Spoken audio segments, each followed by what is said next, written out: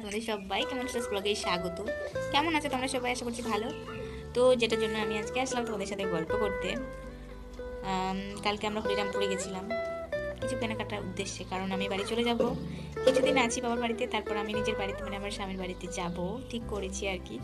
যে ঝড় ঝাপটা ছিল মানে সব দুজনে মিলে শর্ট আউট করে নিয়েছি। তো আর কতদিন থাকবো বাবার বাড়িতে বলো? তো মেয়েও ধীরে ধীরে বড় হচ্ছে, আর আমার হাজব্যান্ডের ট্রান্সফার মানে আমার হাজব্যান্ড, যারা যারা জানো না তো বলে দিচ্ছি যে প্রাইমারি টিচার। হ্যাঁ, টিচার।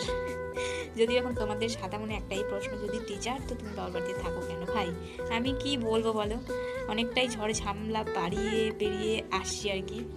আমার বাড়িতে কাটা হলো আমার ননদিনী আর আমার কালনাগিনীর শাশুড়ি, আমার স্বামীটা এমনটা না।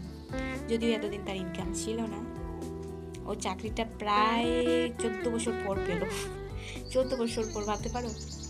কেস চলছিল যদিও, তো এসএসসি পরীক্ষা হয়ে গেছিলো অনেক দিন আগে, তো লিস্টে নাম আসেনি, কেস চলছিল। হ্যাঁ, মানে হাইকোর্টে কেস চলছিল, তো এখন কেসটা তুলে নেওয়া হয়েছে, তো এখন চারটে নাম এসে গেছে। তো প্রায় 5 মাসের মতো হচ্ছে ও চাকরিটা জয়েন করেছে। তো এখন আমাদেরকে তো নিয়ে যাওয়ার জন্য দৌড়ঝাড় ভীষণভাবে শুরু করেছে যে তুমি বাড়ি চলে আসো। এখন তো আমার ওদের মুখের উপর জবাব দেওয়ার মতো হয়ে গেছি আমি যোগ্য, কারণ ইনকাম ছিল না, আমরা বলতে পারতাম না কিছু, দাবিয়ে কিছু বলতে পারতাম না, ওরা যা বলতো তাই শুনতে হতো।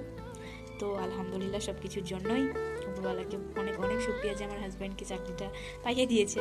যদিও সেটা একদম নিরাশার মধ্যেই যাচ্ছিল, কিন্তু অনেক অনেক ভালো লাগছে যে সেটা মানে স্বপ্নটা পূরণ হয়েছে, অনেক ভালো লেগেছে আমার। তো কি বলবো, অনেক খুশি আমি এবং মেয়ে। তো এখন আমরা যাবো আমাদের নিজেদের বাড়ি। আমাদের নিজেদের বাড়ি মানে আমার শ্বশুর বাড়ি হচ্ছে হাতিডুবাই। তো আমরা প্রায় কোরবানির পরে পরে চলে যাবো আর কি। আর এর মানে পাপা, মানহার পাপা আর এখানে থাকতে হবে না, বলছি এখন বাড়ি চলে আসো, আর কোনো টেনশন নেই।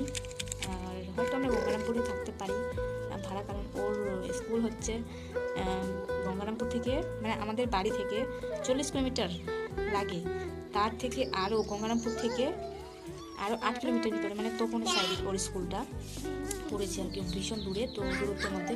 তো আমরা ভাবছি যে ওখানে থাকবো, কিন্তু আগে যাই, এখানে গিয়ে কী অবস্থা দেখতে হবে, তারপর ঠিকঠাক করতে হবে। তো কিছুদিন আছি। তো কালকে আমি গেছিলাম একটু হরিরামপুরে, যেটা একটু কোথায় আসি আর কি, মানে হরিরামপুরে গেছিলাম, কিছু কেনাকাটা ছিল মেয়ের এবং কিছু জামাকাপড় নিল। আর আমি নিলাম এই যে নাকফুলটা। কেমন হয়েছে তোমরা অবশ্যই আমাকে কমেন্টে জানাবে, আমার তো ভীষণ ভালো লাগছে। এই যে ছোট্ট করে এই যে পাথর দিয়ে একটু সোনা দিয়ে মনে আর কি, ছোট্ট, বেশি দাম না, 900 টাকা দাম আর কি। 900 টাকা, কিন্তু আমার ছোটোখাটো জিনিসই ভীষণ ভালো লাগে, বড় ভালো লাগে না, কারণ আমার মোহরের সময় যে নাকফুলটা দিয়েছিল একটু বড়, তোমার পছন্দ না, সেটা আমি খুলে রেখে দিয়েছি। যদিও তোমরা অন্যান্য ভিডিও দেখবে যে বেশিরভাগ ভিডিওতে আমি নাকফুল পরে নেই, থাকি না আর কি।